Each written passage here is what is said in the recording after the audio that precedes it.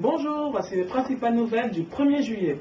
En RDC, l'épidémie de choléra qui s'est vue depuis le mois de mai dernier dans les provinces de Bandundu et Équateur et la ville de Kinshasa a touché 1383 personnes, dont 80 ont trouvé la mort. Au Maroc, les opérations de vote pour la réforme de la Constitution proposée par le roi ont débuté aujourd'hui à 8 h, heure locale.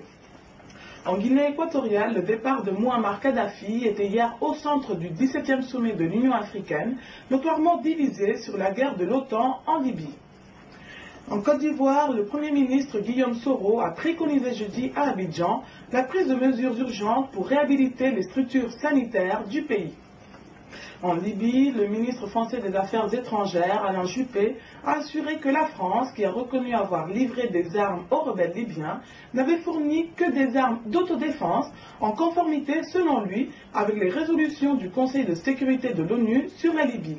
De plus, dans un entretien à la chaîne de télévision France 2 diffusé hier soir, la fille du dirigeant libyen Mouammar Kadhafi affirme qu'il y a actuellement des négociations directes et indirectes entre le pouvoir à Tripoli et la rébellion libyenne. Au Soudan, le secrétaire général de l'ONU, Ban Ki-moon, s'est félicité jeudi de la signature à Addis Abeba de l'accord entre les gouvernements du Soudan et du Sud-Soudan sur la sécurité frontalière et le mécanisme conjoint politique et de sécurité.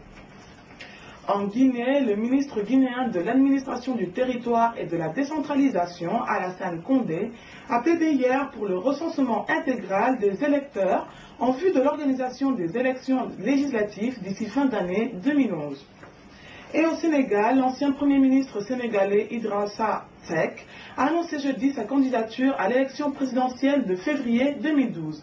C'est tout pour aujourd'hui. Afrique Info vous souhaite un très bon week-end. Rendez-vous lundi pour l'actualité en une minute.